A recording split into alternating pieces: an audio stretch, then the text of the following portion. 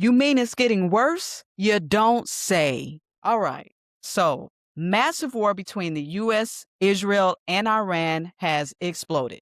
What was once diplomatic pressure and proxy conflict has erupted into full-on warfare. As you all know, on February 28, 2026, Israel and the United States launched a military attack against Iran, reported as Operation Epic Fury, striking hundreds of targets across Iranian territory, including leadership compounds and nuclear facilities. Top Iranian leaders, including Supreme Leader Ayatollah Ali Khamenei, were reportedly killed or have uncertain status after the strikes. The U.S. military has acknowledged significant involvement using advanced weaponry, including stealth bombers and cruise missiles, and engaging in both cyber and physical targets. This has turned into a regional war and is spreading rapidly. This isn't contained and is spilling all across the Middle East. Hezbollah in Lebanon is one of Iran's powerful proxy groups and has launched missiles into northern Israel, triggering massive Israel retaliation in Beirut and southern Lebanon. Civilians are fleeing and casualties are on the rise. So the Iran versus U.S. versus Israel exchange attack, well, Iran isn't passive. Iranian forces have fired missiles and drones at Israel and used sites across the Gulf region, including Iraq, Kuwait, the UAE, Bahrain, Jordan, and Saudi Arabia, dragging multiple countries into direct conflict. Europe is definitely on edge. European governments from France to the UK are scrambling to secure domestic forces and protect vulnerable communities amid fears of extremist violence linked to the Middle East flare-up. Diplomacy has collapsed. Iran is rejecting talks. Before the strikes, there were active diplomatic negotiations aimed at de-escalation and controlling Iran's nuclear ambitions. Those talks have now fallen apart entirely, and as we'll see in this video from the Midas Touch Network. We are not negotiating with the United States, period, full stop.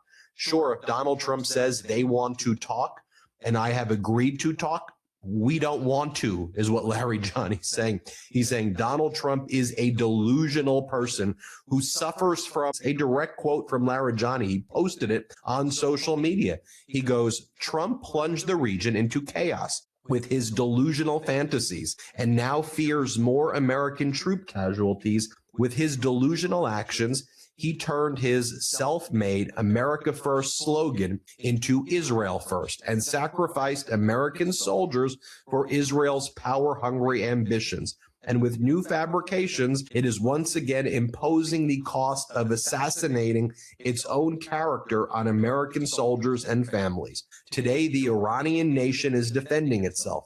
The armed forces of Iran did not initiate this aggression. So Iran vehemently rejects the idea that it was about to negotiate fruitfully, accusing the U.S. of negotiating in bad faith only to attack anyway. Trump's administration officials had pushed a peace process but ultimately authorized strikes despite ongoing talks, which people say undermine diplomacy and trust on all sides. Now, European leaders have urged a return to talks, pushing against further escalation and stressing a negotiation over bombardment.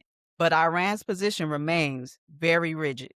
And can you blame them? So now there's the fear of sleeper cells being activated. This is one of the most intense and volatile debates happening right now. And it definitely has U.S. domestic security on high alert. U.S. counterterrorism agencies, including the FBI and Homeland Security, have boosted monitoring of potential sleeper cell networks on U.S. soil. Now, officials say they are on high alert, even though no specific threat has been publicly confirmed. But the fear is that extremist cells tied to Iran or Iranian-backed groups could try to act in retaliation for U.S. and Israelis' actions. The federal and local law enforcement are increasing surveillance in major cities and critical infrastructure areas. Now, some analysis warn the threat environment has shifted, even if concrete threats haven't emerged. Political fallout and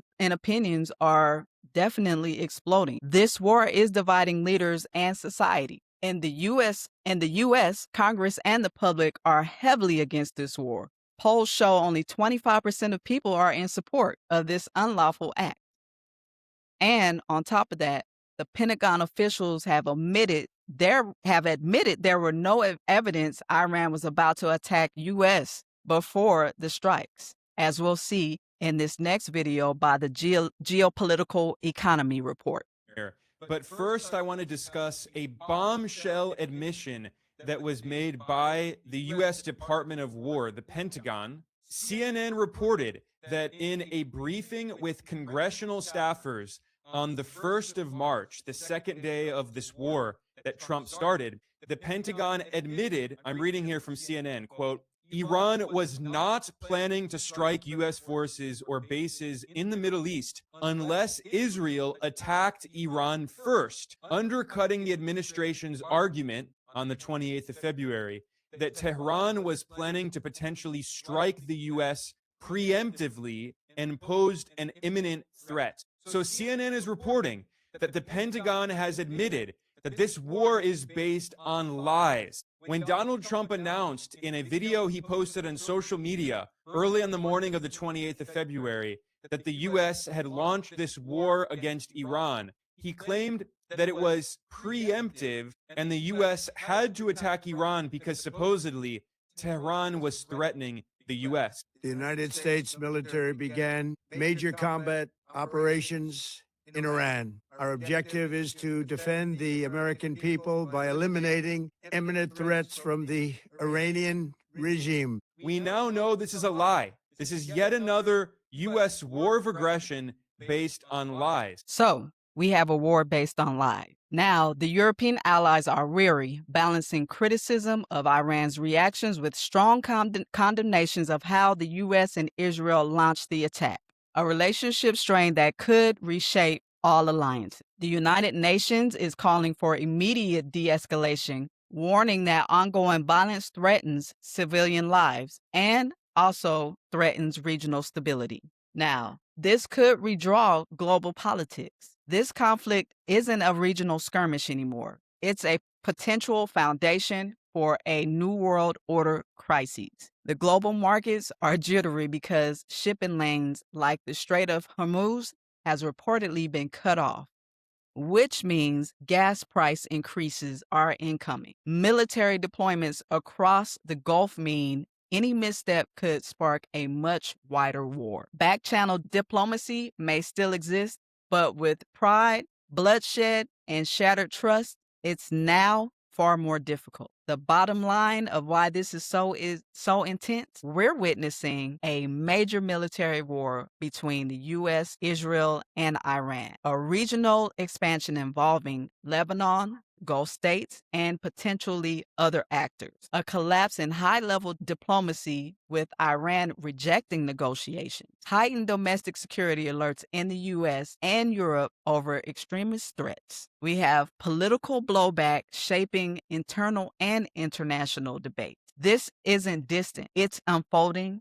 and its reverberations are shaking politics, security, and societies around the world right now. But for more information, stay tuned, stay informed, and stay connected for more content like this. If you like this video, keep me in your algorithm by smashing that like button, subscribing, and sharing with your tribe. And also, drop down in the comments so that we can chat. And until next time, chat with you later.